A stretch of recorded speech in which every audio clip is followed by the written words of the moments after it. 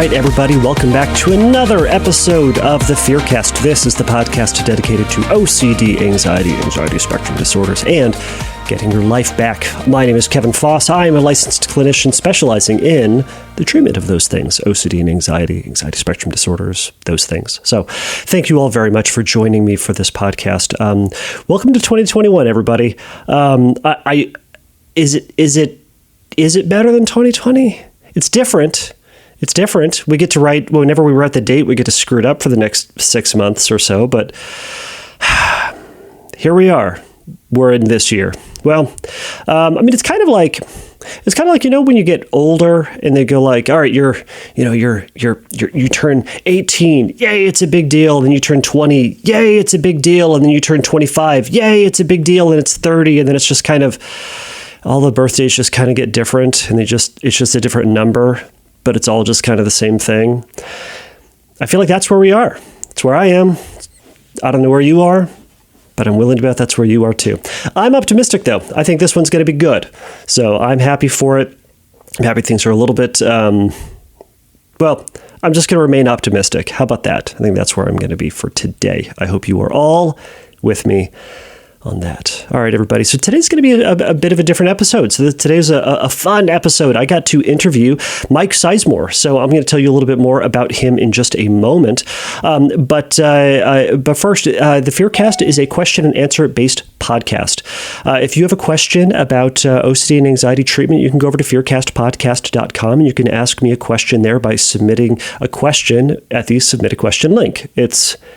I hope it's self-explanatory, but You'll be able to find it. Go to the website, you'll find it. It's going to be super easy. Anyways, if you send me a question, I will read it. I will consider it. I will likely put it up on a future episode, as I've done in many, many previous episodes. Not this one, but future episodes. So, additionally, everybody, if you like the podcast, if you're a returning podcast listener, please like the show. Please give it a thumbs up, a like, a star, or whatever format at whatever way you're listening to podcasts at this very moment. That would be delightful. If you want to go one step further and warm my sad, cold, dead heart this winter, you can write a review. Say it's great if you like it. If you don't like it, go ahead and keep your opinion to yourself. But either way, if you don't like it, you can email me and tell me what I need to do to get better, because I'm always looking to make sure that this podcast can continually improve and get better, as we are all doing with New Year's resolutions. Do you guys do New Year's resolutions? Are you doing any New Year's resolutions? I'm determined this year I'm going to do a couple of things. One of them, I'm going to learn to ride a unicycle. I know it's not an important one, but I'm going to do it. So check in with me this time next year. We'll see if it actually happens. I've been known to not do them. Anyways, enough of my yammering, everybody. Sometimes I do this. All right, so before we get into the podcast, everybody, let me tell you first about Mike. So Mike Sizemore is a OCD advocate and has dealt with obsessive-compulsive disorder for 23 years, involving various themes that have morphed around different subject areas. He was diagnosed at age 13 during hospitalization and has managed to achieve a better way of life through exposure and response prevention and other CBT strategies. As part of his OCD advocacy, he is one of the admins over at the OCD Friends Facebook group. So if you would like to know more about Mike, you can go over to the OCD Friends group and join. It is a fantastic group, but more on that later. Without further ado, here's my interview with Mike Sizemore.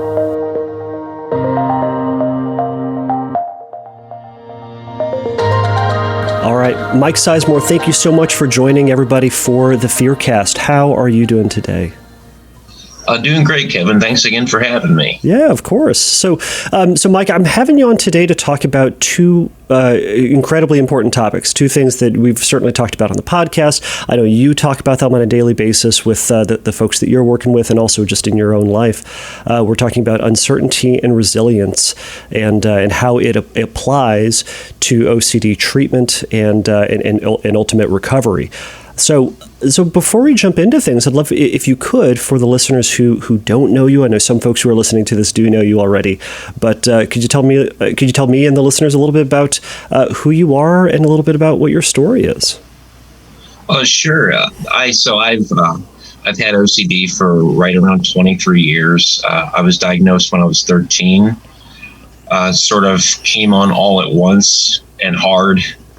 And so I was, my grandfather had it, and it runs in my family. And when I was going through sort of that growth change period there from childhood to adolescence, it sort of, I think, was hormonal changes and whatnot, and environmental changes that sort of sparked off OCD in me.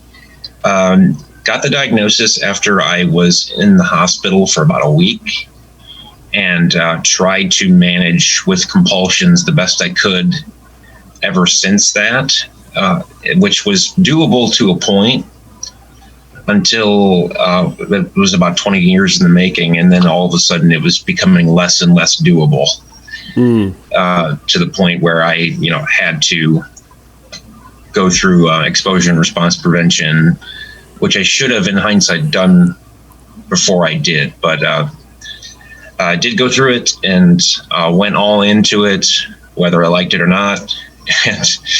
And thank God I was able to see the other side of things. Oh, that's so important, and that's so incredible. It's just before we started recording, I remember you saying that you something to the effect of you knew what ERP was, but man, you just didn't really want to do it. Yeah, I knew what it was yeah. for probably about 10 years before I went through it, and I always thought, that couldn't be me. I couldn't do that, and that's for other people. That would be, I can't even imagine doing that until I had to do that. For the ERP has it has a stigma to it. It has kind of a stink to it for some. I mean, myself and every other OCD writer or person out there is going to say, the gold standard of treatment is CBT, ERP, mindfulness, medication, right? But when people talk about ERP, exposure and response prevention, there's this it has I think for some people it has this kind of scariness to it, this idea that it's going to break them, or it's going to be just incredibly impossible, or it's going to be it's going to turn them into somebody that they ultimately don't want to. And this is just or something else, right? What was the hiccup for you? What was the stigma that it had before you jumped into it? Before I jumped into it, I guess I just didn't give it much thought. I just always thought that would be horrible. I didn't think it wouldn't work. But I wasn't sure that it would work. Mm-hmm. So I wasn't one of these where that would never work for me sort of thing. It was almost like inconceivable. It was almost that I just couldn't grasp the concept because it seemed so horrifying. But living with OCD every day is horrifying anyway. Right. So, especially, you get free moments when you do compulsions. You get moments of freedom, but they're always transient. They're always come and go. And you see how much it's interrupting your life, and you see how much it's taking from you, and you see how unlikely your concerns are, but unlikely is good enough for OCD. Right. Yeah, those short moments of relief are just that. They're short-lived and they're fleeting, but they're just enough to keep someone coming back. So, and I think when you do that, and when you play that game, which OCD kind of hooks you into that game as soon as you do the first few rituals right, and you get that burst of relief. It's like, hey, I'm feeling better now. Why wouldn't I keep doing this? It's that positive reinforcement, or negative reinforcement. Mm-hmm. My distress got taken away, my anxiety got taken away. I feel safe, I feel secure. I know the answer now, and I can just keep living my life until the next trigger comes back and starts the process all over again. But it was just enough just to kind of keep things afloat. Right. For listeners out there, you mentioned the term negative reinforcement and corrected yourself from positive reinforcement. I know a lot of folks will get those two confused. Ultimately, within a reinforcement schedule, this is going to get real nerdy real fast for some folks out there. But the negative reinforcement ultimately just means it reinforces, so it encourages a behavior to continue to happen. But negative means something is taken away. Positive means something is added. Positive reinforcement would be like, I'm going to give Mike a piece of candy. That will make sure that he continues to do something. Taking something away is oftentimes, especially in anxiety land, it's going to be taking away pain, discomfort, uncertainty, fear. It's going to be pulling that away, and that brings that relief to where someone then says, okay, I feel good again. Whatever I just did that pulled that away, I'm going to keep doing that. So that's ultimately what what negative reinforcement means. Right. I learned that actually from Dr. Sally Winston, that the distinction between that with anxiety. Right. And it works. Right. It's kind of how we dog train ourselves with almost anything. OCD aside, we dog train ourselves with various positive and negative reinforcement schedules. But I don't necessarily. We don't need to necessarily jump into all of those. Okay. But I was curious. What? But I had a question and it just completely popped out of my head and was going to be so good. It was going to tie all the things in. It's gone forever, but I'll edit all this out, so it'll make it will make sense. If it comes back, we can address it. Yes, yeah. Well, Mike, I guess in regards to OCD and your individual ERP, what did you find within ERP that worked, that was really helpful for you? Why is it that when you got over the hump of the obstacle of it, what worked for you? Well, I'd say a few things worked for me. It was, number one, I think the main thing that worked for me was just understanding that, because before I went through ERP, I actually went through the police academy. And that was my original sort of goal that I was striving after until everything got redirected, and I'm happier for that. But when I went to the police academy, I had to go completely in. I had to be all in. Failure was not an option. No matter what I had to do it, because I was just determined that no matter what obstacle arises, I'm going to plow through it. And I think a lot of people with OCD, they have that tenacity. They have that drive to make things happen, which is actually what you need to get through ERP.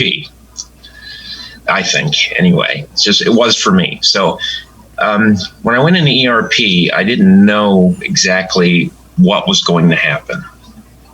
I just knew that no matter what happens, I have to get through this.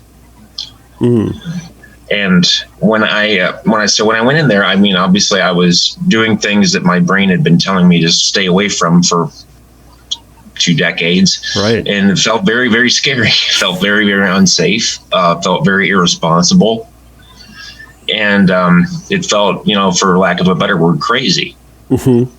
And so, but I think one of the big game changers for me is that I had never, that I remembered, not done a compulsion before when OCD said to do one.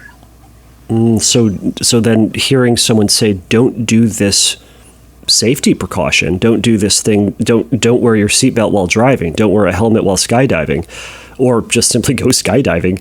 It's, as you said, it sounded crazy to you. What was it like doing it the first couple of times? Well, the first times I wasn't successful. The first few times I weren't. I was successful to a point. I don't want to say I wasn't successful, because anytime I think that you can delay doing it when it says to do it is a success. Absolutely.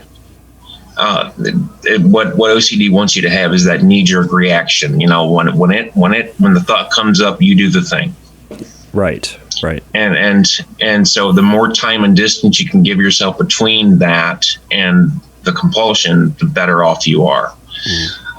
So the first few times I didn't do it right away, but I ended up doing it, which gave me a little bit of fuel to say, wait a minute, you can wait. And it doesn't feel comfortable, but you can wait. But the big game changer for me, the big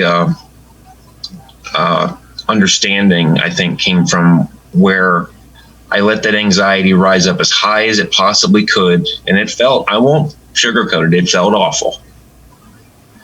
But then I also felt it recede and go down. And I was able to sit through it without doing what it was screaming at me to do. And I felt that subside. And it got to the point where I said, wait a minute, you mean I do have a choice? Yes.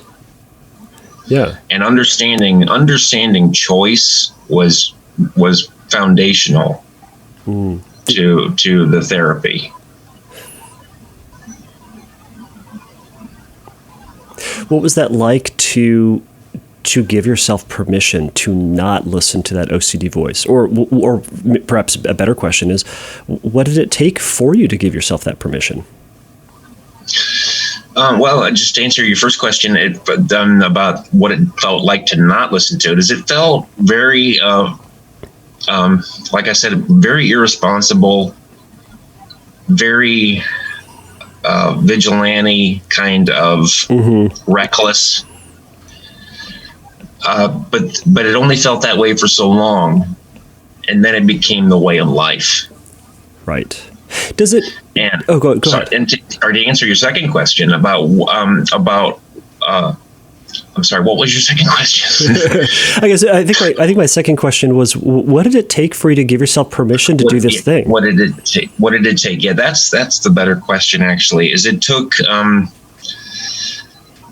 it took a very aggressive point of view. It took a very angry point of view to say, which anger is usually spoken of as a bad thing. But in your therapy, if you're directing your target toward OCD, I don't think anger is a bad thing. Absolutely. When you can understand exactly what OCD has put you through for so many years, when you can understand and grasp that it's called the shots. It's you have been on the strings for so many years, doing whatever it says for you to do, because it's been fear mongering you. When you can get so frustrated at that and say, I don't care what happens. I know what happens when I listen to OCD. I don't know what happens when I don't. Right. And OCD has stolen so much from me. What do I have to lose? I mean, what am I going to do? Live with OCD? Right. I love that perspective of being angry. And that can be an incredible motivator, and it sounds like certainly it was for you. But we should be angry at this thing that has taken something from you and has occupied and has twisted and distorted life. When we can then take that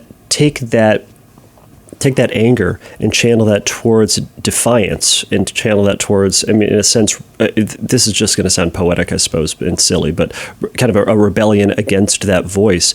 And to motivate you to do exposures, that can be so then anger can then be an incredible tool and motivator. The other words that I love that you used, you said when you first started doing it, you felt irresponsible, you felt reckless. I had to write those words down. Oh, absolutely. Yeah. Absolutely. It felt like I was like the most reckless, carefree person in the world. It felt like, all my life I've been telling myself I need to do these things because this thing says to do these things. And then I think one of the biggest things that came to me later in therapy was, that question I asked myself, you mean other people don't live this way? Right. You mean other people don't do these? They don't feel this heightened sense of I have to do this and this is wrong if I don't? Right. Yeah. it can be, I mean, because for so long, I mean, you said for almost 2 decades, you had just done this. That's just what your life was. And it wasn't really a question of should I or shouldn't I. It's at some point for some folks, it can just get to a rote connection. I have this thought, I feel this feeling, I do this thing. Another common lie that OCD says, and it always said to me, is this feeling will last forever. Right. So therefore, you got to do this thing. Yeah, this feeling will last forever. You can't tolerate this feeling lasting forever, so you have to do what I say for you to do. Right. And to one of the points that you and I were going to focus on talking about was uncertainty. That a lot of what you've been talking about so far in your ERP journey is this, I don't know what's on the other end of this. If I don't do my compulsion, I don't know what's out there. And it could be the potential promise of just feeling like hot garbage for the rest of your life. It could be this, if you don't do this, your brain is going to explode out of pain and discomfort, or you're going to get this consequence that is highly unwanted, right? Disastrous. Right, yeah. It's gonna. I remember when my therapist was targeting my core fears in therapy. Mm-hmm. Just sort of, what will happen if the worst thing happens? Right.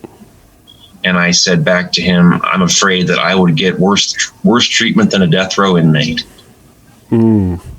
I said that back to him, and so it's going to be like these inconceivable. Absolutely, they're not an average feared consequence. Right. They're a feared consequence that you could never recover from. Right.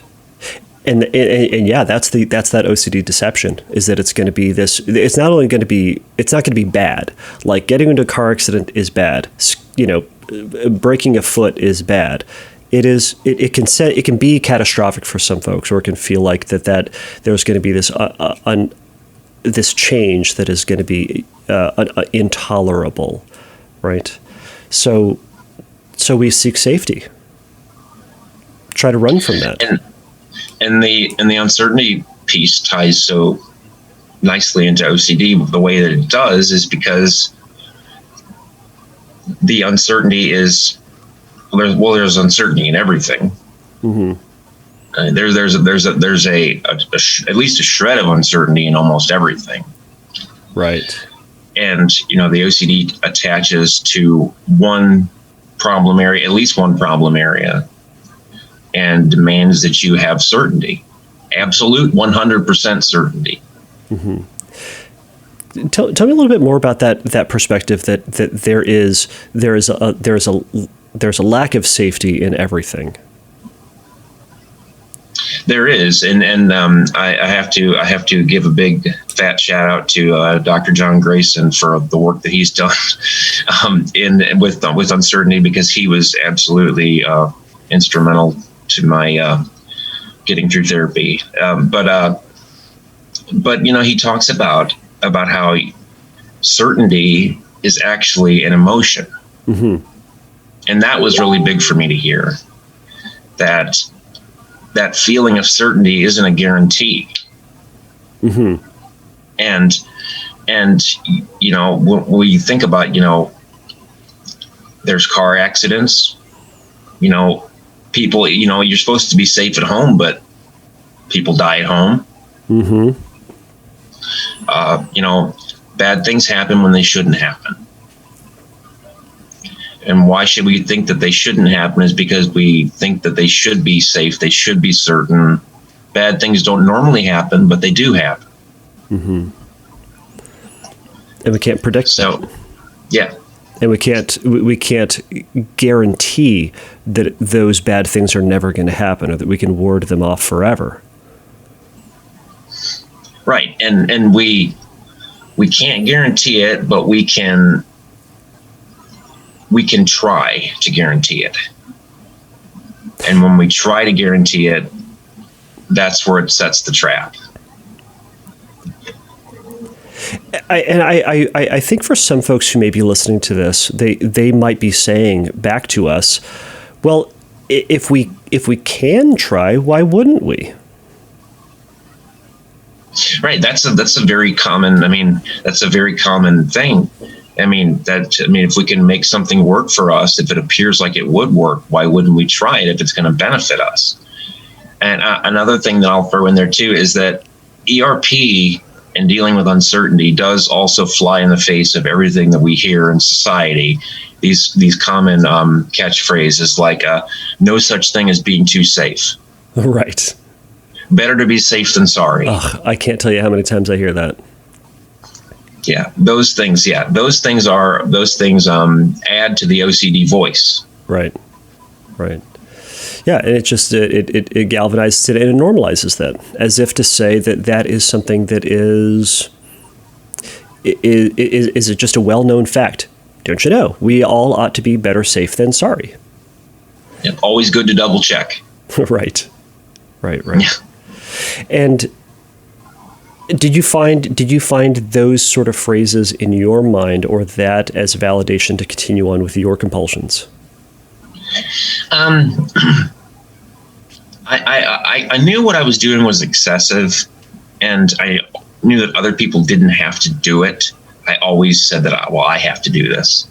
Mm-hmm. And other people, they're much more confident than I am in their decisions, but I'm not confident in mine.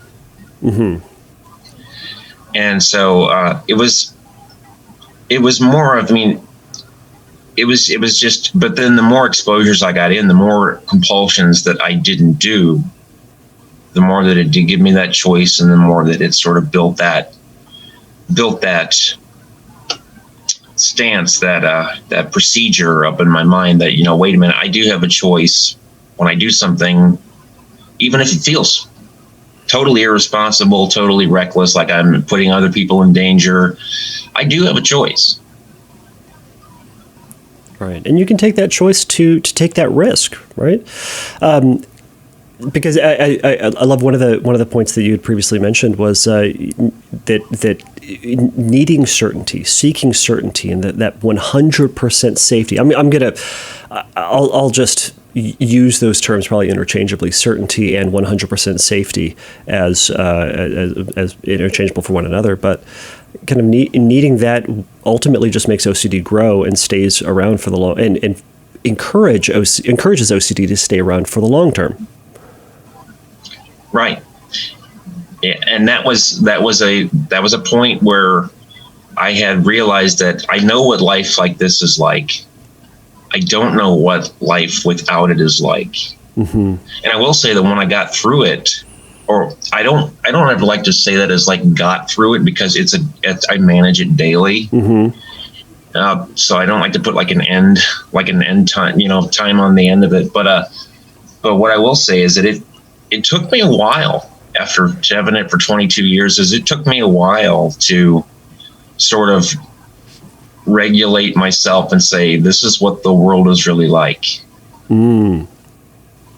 Right.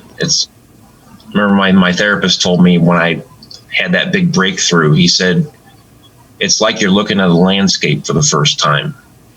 Mm-hmm. And that really touched me when he said that, because it was like, OCD totally skews your perception of everything. Mm-hmm. So there's a hefty amount of relearning that needs to take place. Right. Right. So to that point about uncertainty and I guess, what did you need to learn about uncertainty and its role in your, again, not to use that like BCAD sort of term, or like before ERP and and that permission to then start and continue to do ERP. How have you had to rethink what certainty and safety means for you? Safety, as far as safety goes, I learned in my therapy that safety is really an illusion. It's not a guarantee. It's not a guarantee one way or the other. It's not saying that you're not safe, but it's not saying that you're definitely safe. It's as far as uncertainty goes, it's sort of the same. It's sort of the same concept. It was, it's not saying that something bad won't happen, but it's not saying that it will happen. It's just right in the middle. Just right in the middle, right? And I often tell folks that it's right in the middle, and that's right in the middle for everybody. And everything that you and I are ever going to do is right in the middle. I mean, back to one of our previous points, or one of your previous points rather, is that, you know, even if you try to seek safety and ensure safety and certainty with your life, you know, you could stay at home and stay in your bed where it's going to be safe. But I mean, you could have an asteroid land on you, right? Yeah, or you could have a heart attack. Or you could have a heart attack, right? Yeah. There's no such thing as 100% safety in whatever we do, but it's this idea that I kind of encourage a lot of my clients, or all my clients rather, what's the life that you want to be living? Is that continued cycle of trying to seek safety despite the fleeting feeling that you might get, but is it worth it to you? Right. I mean, one thing that I said to my therapist at the end of my formal therapy that he liked was, I just told him, because I was exhausted from therapy, and it just felt like a whirlwind. I mean, just like you've been run through a knothole backwards. I just told him, I said, absolute certainty is too expensive. Yeah. And that's really what it is. I mean, seeking that certainty is going to fuel that distress. It's going to fuel that discomfort. It's going to fuel your dependence on somebody or something else. Right. Right. There's always going to be something else. Like I love that phrase. It's to be certain is just too expensive. It's, you know, to that point, it's what is at what point is the cost too high for certainty? Right. And so what is that? At what point was it too high for you? Because I think that's for a lot of folks out there who are just towing the water of getting into this or thinking about their next exposure. How did you do that cost benefit analysis for taking that risk, again, to saying, man, this feels wrong, but I'm going to feel and do this thing that my brain is telling me is irresponsible, it's reckless, it's dangerous, but to not do this it's costing me too stinking much. How did you manage that cost benefit analysis? Well, some things, just real quickly, that I said to myself were things like, doesn't my family deserve better from me? I know that this is an illness, and this is technically not my fault. But because even though it's not my fault, it is my problem. It's a responsibility. Yeah, and understanding that, you know, my family deserves to know the real me. I deserve to be able to live a real life. Even though OCD says I don't deserve to be able to live a real life, I deserve to actually try to make things happen in my life. My peers that don't have OCD, you know, they're a lot more advanced, you know, socially and, you know, career and things like that than I am, because I've always been hampered. And there's a lot of arrested development there because you've been living in a bubble for so long. And so I said, you know, so I tried to, you know, say things like that to myself. You know, what could I be doing? You know, what is life really like? You know, if I do this and I go to prison for doing this, I mean, I'll have to enjoy prison. Yes, and that's a great perspective to have. It's that, let's say I do this and I go to prison as one of the many potential outcomes for this exposure that I'm about to do. Maybe going to prison is an unlikely one, but that's one of the options. Okay, if I were to do that, could I deal with it? Could I deal with that outcome, and what would that be? Because I think some folks will say, I just can't shoulder that outcome, or I'm not willing to deal with it. But I've actually found that when we think about those terrible consequences, right, how would we manage it? And when we talk seriousness about those potential outcomes and whether or not we can deal with it, a lot of folks can actually get to that point to say, you know what? All right, let's say I were to go to prison because of this thing that I'm about to do. do I have the capacity to handle it? Can I deal with people? Can I follow direction? Can I, whatever may be involved with prison, which, granted, does not sound super fun, but could I deal with it? And a lot of folks.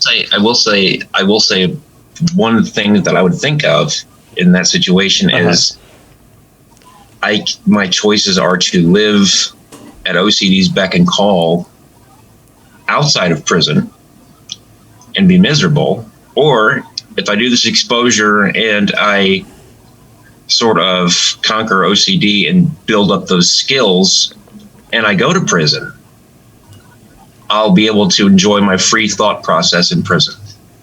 You'll live freer in prison than you will outside of prison. Right. Right. That's an incredible amount of trust. Trust in the process, I should say. And that, I mean, resilience, to talk about the other piece, is so, I mean, it's so important, because you will learn, and you may not, and I know that anybody out there who's listening to this who hasn't gone through ERP yet, who hasn't considered it, who was like me, that said that I could never do this. That's for other people. That's not for me. I'm not made of that stuff that can do that. You will become more resilient as you go through therapy. As you make those strides, the more that you put your feet to the fire and understand what you want and understand what life might be able to be like, and the more that you go through it and repeat the process over and over and over again, the more you will grow resilient, the more that you will get that defiance, the more that you will get that push me, I dare you attitude. Yeah, such a boost in confidence and self-confidence. Right. How did you experience that increasing resilience? I don't want to say like a on or off switch with resilience, but an increasing, growing resilience throughout your process. I think for me, it was the more that I felt beat up, but understood that my options are limited here. I really have two options. I really have the option to live under the foot of OCD, and I know what that's like. Or I have the option to, even though I feel beat up, continue to move forward. It's okay to get knocked down. It's okay to feel just tired. It's okay to feel scared. It's okay to feel sad, because it will make you sad. But I think the real game changer in resilience is understanding that, you feel all those things and you think all those things, and the anxiety is awful. It does feel like your body is just screaming at you, and you just feel uneasy and just tense and things like that. But you decide that I'm going to keep going. Yeah. I'm going to keep going because, and then it leads back to the first point where I know what life is like in this life. I have to have faith that there's life that's better out there. A livable life that's out there. Right. Right. And it might not be exactly what I want, but I know it's better than this. Right. Or I think it's better than this. Right. And at the very least, there's that trust, right? That, it's not necessarily trust. It's hope. It's hope, because you don't know what's on the other end of it, but you are wanting it to be better than this. And the only way we're going to find out if it's better than this is if we go and explore it and see if it is in fact better than it, or better than it is now. Yeah. I mean, and humans, I mean, for, time and again in history, in American history and in human history, I mean, we've displayed resilience. Resilience isn't one of those things that we don't have. It's something that you develop when you have to. Right. Right. I know we've been using the word resilience a lot, but what does resilience mean to you? I guess how would you define resilience? Resilience, I guess, to me, means just the ability to handle things, the ability to, this is my problem, this is where I'm at, it's in my lap now. How do I deal with it? Mm-hmm. You know, when the Titanic went down and people were having to be thrown on the lifeboats, you know, you had it was survival. Mm-hmm. Things like that. I mean, when bad things happen, there's survival. There's survival, or there's collapse. Right. And that's the option. I love the language you're continuing to use here. You've said option, you've said choice, and you're continuing to illustrate this concept that you are the person who decides to enact these skills. You are the person who can make the choice. I'm going to do this. Where I think a lot of folks, what defeats them in this process is this little nagging thought that says, I don't have it in me to do it, or I'm not strong enough, I'm not good enough, I'm just going to crumble, and I'm just going to keep doing this thing. Tell me about that. Tell me about choice. Tell me about the decision-making process that someone ought to or needs to go through, and or perhaps what you went through to enact resilience. I think that you can make it easy, and you can sort of intellectualize it to a point, but then you can understand that you have a choice, and you do have a choice, but it doesn't feel like much of a choice because the other voice is so loud. Mm-hmm. You take somebody that's like in the military and has just arrived to boot camp, and you've got a drill sergeant screaming in your face to do something. To that cadet or that private that just got off the bus that's getting screamed at, it doesn't feel like they have much of a choice. Do it or don't. Yeah, so I think that you can understand that you have a choice to a point, but then there's a point where you just have to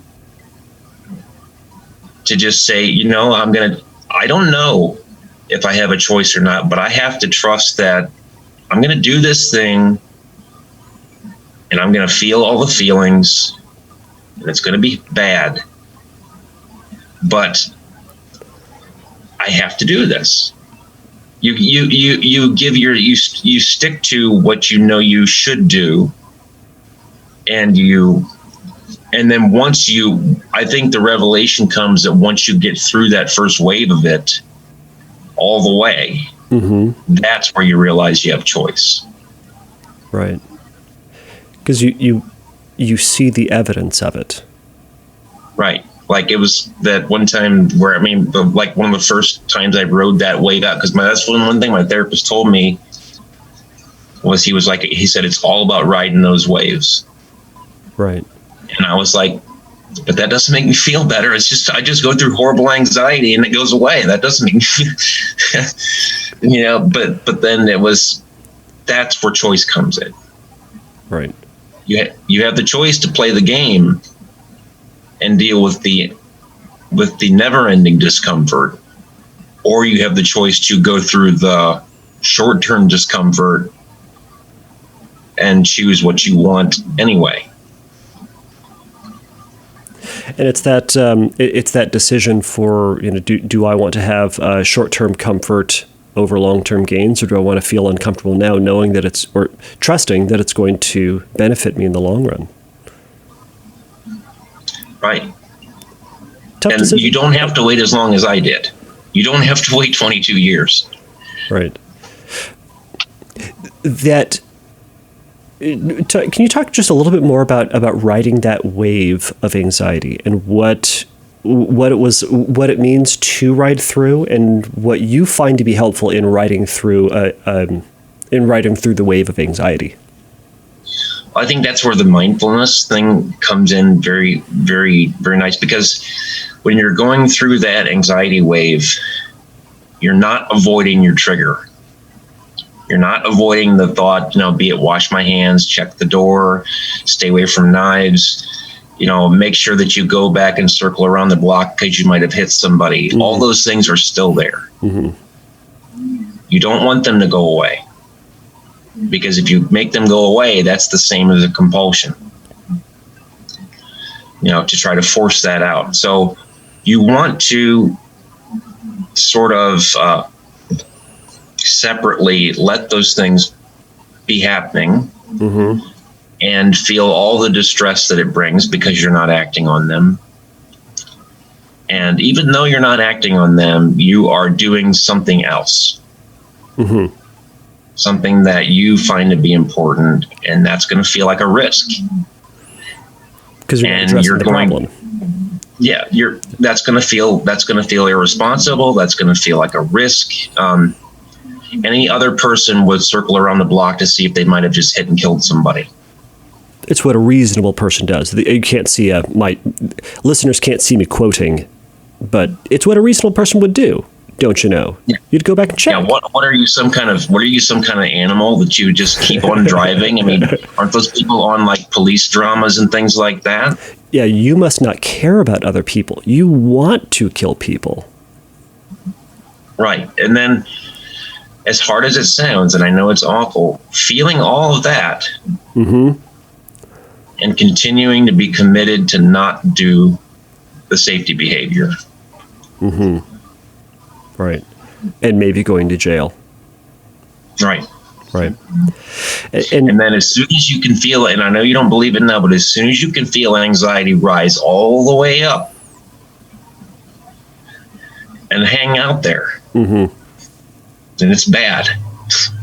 But then when you start to feel it recede,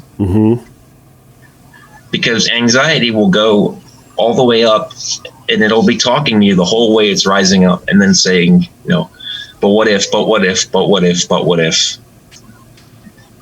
But as long as you can hang out there, you'll feel it go down, and then you'll realize, wait a minute, even though it was screaming in my ear all along, I did have a choice.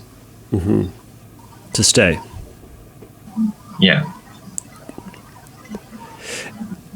I think there's something really, once you get through that up and down, that big wave of anxiety, we have to reflect back on that experience. If we sometimes go through that experience and then we just go, oh my God, I can't believe I got through this. I never want to do that again. It doesn't give that experience any respect or it doesn't honor the experience you just had. When we can take a look at that moment, that experience, that up and down you just experienced, and say, okay, I was terrified that X, Y, or Z was going to happen, but nothing happened. And I got through it. It tells you two things. One, that feared story was unlikely to happen, and one, it didn't happen. And two, that to that point about resilience, you have to realize that you are resilient because you dealt with that big stinking up and down, and you dealt with it. I think that I like the simple definition of resilience is learning to deal, and that we bounce back. And a lot of things in life are just kind of dropped into your lap, and here it is, and it's up to you. It might not be a problem, but it might be a problem. Right. I just wanted to, just to say too that like the more in OCD therapy and in just in life, the more that you commit to a positive change and practice that change, the less you have to practice that change. Could you expand on that? Yeah, absolutely. I mean, so it's like learning anything. It's the more that somebody who plays basketball, in high school commits and sets time out to practice. They're not very good at first. They know the basics, but that's it. But the more that they are structured and committed and say, this is my time to practice. I'm going to do this thing. I don't want to practice. I would rather be doing something else, but I'm going to practice now. And then the more that they do that, the more that becomes automatic. Right. And the more that you practice the way that you want to live, then the easier that way to practice is over time. Mm-hmm. Yeah. And it's tough to change. It's tough to change because folks with OCD they practice compulsions and they get real good at it. It's a matter of where it becomes, and then that's where I think that's where when you get so good at it, when you don't give yourself another option, mm-hmm. it doesn't look like there's another option. Right. Yeah. And what was that like for you to think about there being this other option? I guess you've kind of answered that question a couple of times, but I think for some there can be this. I'm blanking on who this person had. The person who had said this. This is gone. It's gone out of my head. It's been a long day, Mike. But let me see if I can jump back in. But to the point about committing to positive change and actually then practicing that and getting good at it, it takes determination to do that. And as we do that, we just continue to get better and better and better at it. What would you say to someone who's considering change? I would say you have the ability in you to practice if you're committed, which to be committed takes motivation, and to think about motivation, you have to think about what's important to you, what you care about, what you want your life to be like, and then that will hopefully give you motivation, which I find very few people that wouldn't give motivation for if they mulled it over long enough. Mm-hmm.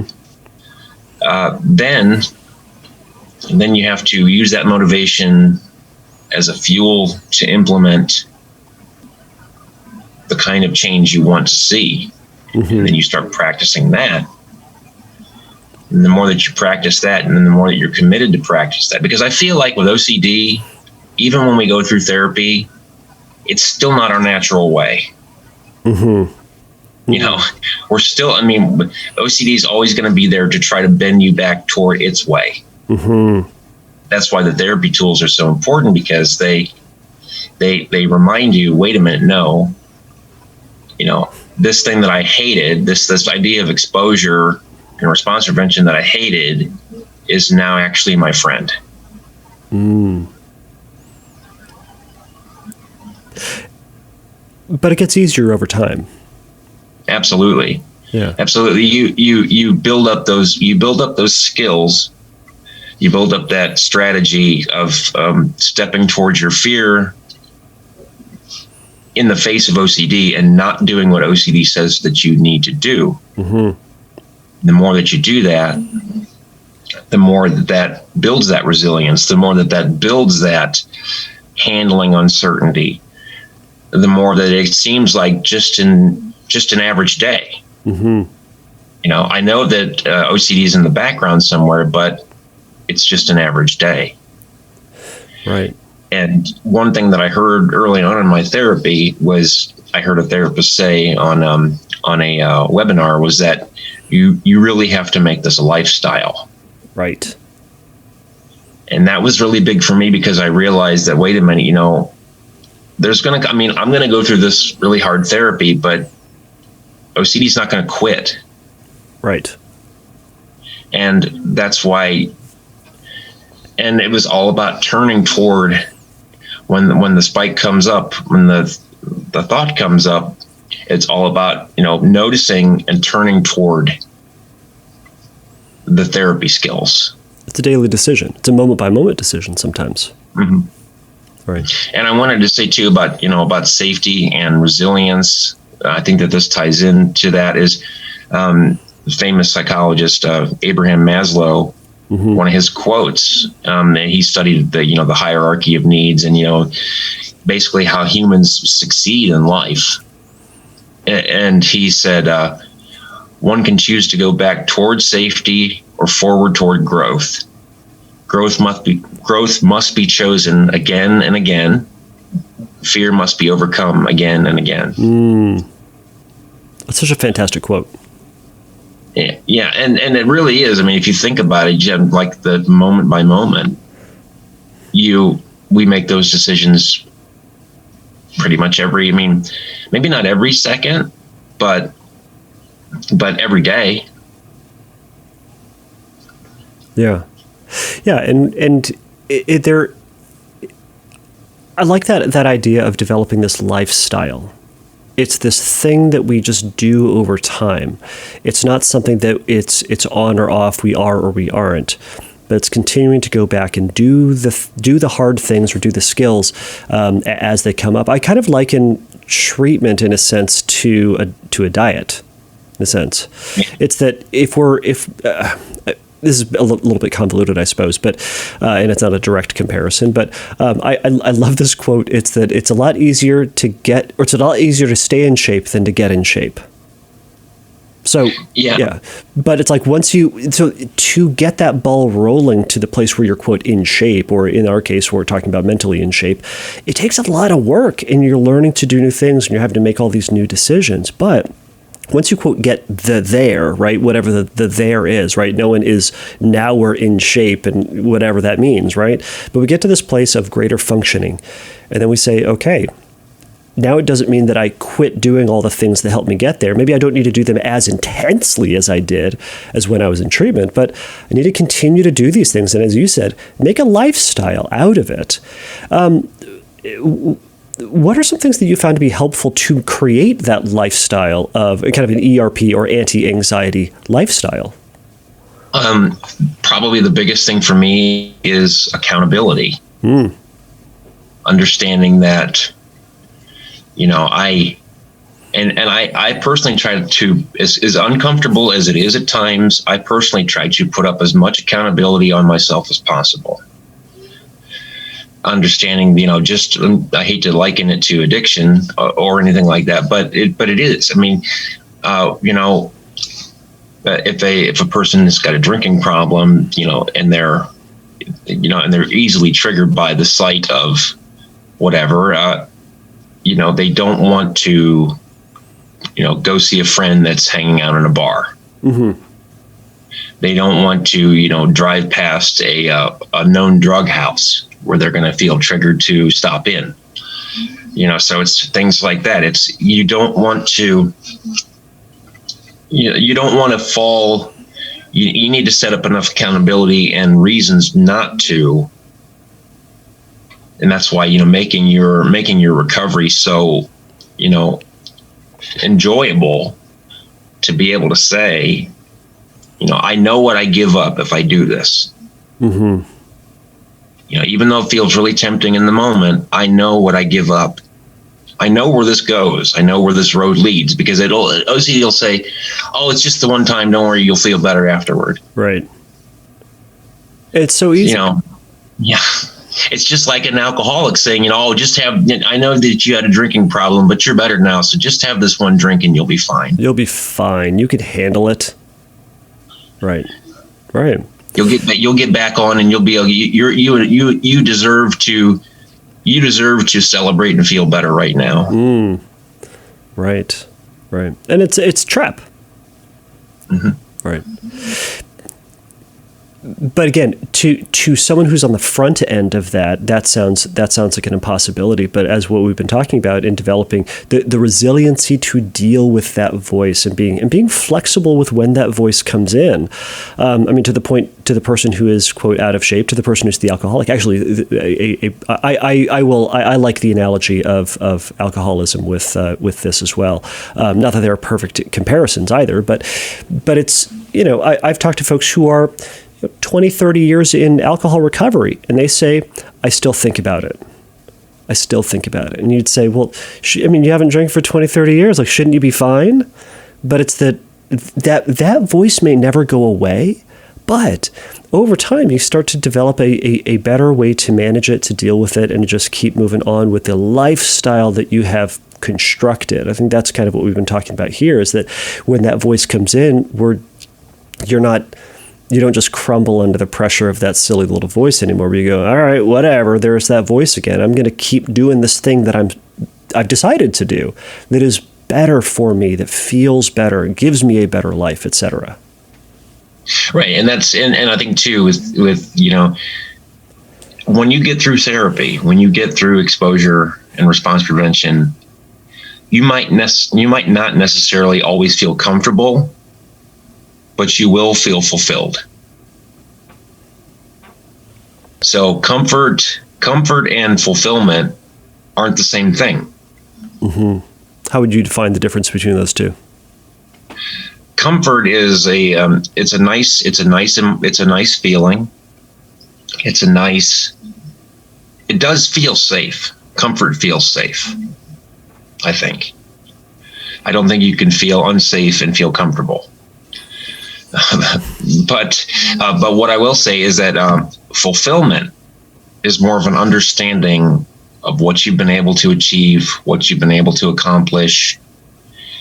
And I think fulfillment is amplified even more when you understand what you were able to do in the face of something hard. Mm. Right. I think that's really well said. It's a longer lasting experience. It's something that it's kind of like, as you were describing it, it kind of felt like the difference between happiness and joy. Right. Yeah. Happiness. That is a good analogy. Happiness. For anyone out there who don't know what we're discussing, I mean, the comparison. Happiness is that, you know, burst of, you know, oh yes, I'm happy. This is such a good moment. But joy is that sort of inherent moment of feeling complete, feeling accomplished, feeling, I say, content. Mm. Right. Content, that feeling that is not dependent on a situation. It just is. Yeah, it just is. And it can, that feeling can still be present and still be true despite the fluctuations of temporary emotional states. Right. We can still be joyful and then annoyed, or we can still be content and feel somewhat agitated. Right. Because we always have, people, they have aches and pains, but that doesn't necessarily have to spoil their mood. They just acknowledge their aches and pains. Right. Right. Yeah. I think that's it. I talk about that comparison a lot with sensory motor and, somatic OCD. It's that, they say, well, I think about my breathing. I'm thinking about the ringing in my ears with tinnitus. I see the eye floaters. So I say, yeah. And for some of us, we feel back pain, we feel knee pain, and we keep going. It is there. Right. And that points back to resilience. Right. It's there. And we can learn that we can have that life and have that feeling and have that thought and have that emotional, those emotional fluctuations. But if we're focusing on the things that are bringing us joy, the things that are bringing us contentment and meaning, then we can actually, it's a lot easier to endure. Right, because to feel, I think living at OCD's beck and call, you will never feel truly content. Mm-hmm. You'll feel happy at times. At times. But you will never feel that long-lasting feeling of contentment. Mm-hmm. And if I had to do it all over again, if my worst fears came true, if everything that OCD said would happen happened, which they haven't yet. Yet. At the end of the day, at least I'm content. Right. Well, I know, Mike, that I appreciate your time. And I know we've talked a lot. I don't want to take too much more of your time, but is there anything related to just either the topics of uncertainty or resilience you want to touch on before we sign off, or any particular words of wisdom that you want to give to folks who are thinking about getting into this or who are in the middle of their recovery journey? I don't really have anything more to say on the two topics. I think we've pretty well talked them out. But I will say, for anybody who hasn't considered or was like me that said, I can never do this, you will never feel ready. You'll never get to that point where you feel, I'm ready. I'm completely ready. So don't wait on that. Challenge yourself. Give yourself the benefit of the doubt. Give yourself enough, resolve to say, I don't know how, like what I did. I mean, I don't know how it'll turn out, but I know that this is not how I want to live my life. And I know that this is how my loved ones don't deserve to see me live life this way. I deserve happiness just like anyone else deserves happiness, even if I don't feel like I do. Mm-hmm. For anybody who's in recovery or is managing OCD, I would say, don't put your skills away. Keep them right at the ready. You don't have to be hyper vigilant about your skills, but make sure that they're always close by. Right. And for someone who's in recovery or post treatment, I say do a small exposure once a week, do a larger exposure once a month, and every couple of months do a big one. Schedule it in, make it happen. I make sure that I do daily exposures throughout the day. Not every day, because it's still good to be flexible. And it's good to teach yourself that you can live without exposures. Right. Because at the other extreme, you can become dependent on, I have to do these exposures or I'm not doing well. Right. Then exposures become compulsions. Right. Ironically. Right. And it's always something to be cautious and aware about if you're doing your exposures so that you feel better. It's kind of a backwards sort of way to think about it, but if you're doing it to make sure your anxiety comes down, as opposed to saying, I can do this because I'm strong and resilient and I can face and feel anxiety, then it can be a problem. Yeah. Other than that, I just would say to everyone that thank you so much for listening, and I hope it was encouraging, and just there's so much potential out there for each and every one of you. Please don't think that you're the one that it won't work for. Awesome. Well, Mike, thanks so much for your time. Thanks so much for your words of wisdom and sharing your experience in all of this. So, Mike, if folks want to learn more about OCD treatment or to get connected, perhaps even with you, you're over at the OCD Friends Facebook group. Is that correct? Yeah, it's if you're searching for a group, and you can search on Facebook if you just type in OCD Friends. The founder, Richard Amato, is he's the founder of the group, and it's been really beneficial to a lot of people. And we would love to have you in.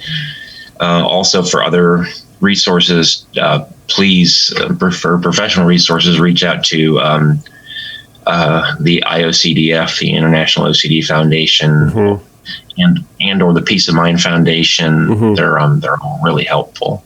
Right. Awesome. Well, for listeners of this podcast, they know that they can go over to Fearcast Podcast and go to the help or find help link, and I have a link to the IOCDF website there, so you can check that out. But yeah, everybody out there, if you haven't already, check out the OCD Friends group. Mike's over there and is a regular contributor to it. So again, Mike, thank you so much for taking your time today. Thank you, Kevin. Thank you so much for your time, and thank you for this podcast. And I would say to anybody that if you're listening to this podcast, you're probably already on a better track than you realize. Awesome. Well, thank you so much. So, all right, everybody. And Mike, have a good day. Thank you.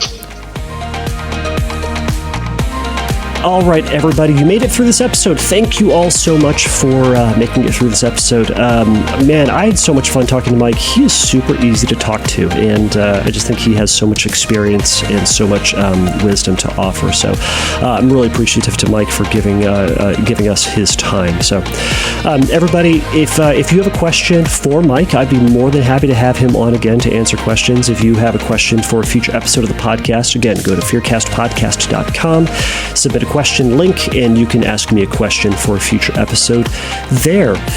Please remember, everybody, that the Fearcast is not a substitute for psychotherapy. If you have a question about or need a little bit more help in your recovery, you can go over to fearcastpodcast.com and go to the Find Help link, and there's going to be a little bit of information there.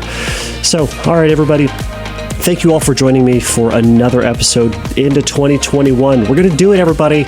This is going to be the good one. It's going to be better than the last one, and it's going to be super good, right? Let's just put it out in the universe and make it happen. Manifest it. All right, everybody. Until next time, take a risk, challenge yourself, and don't take your brain too seriously. Bye.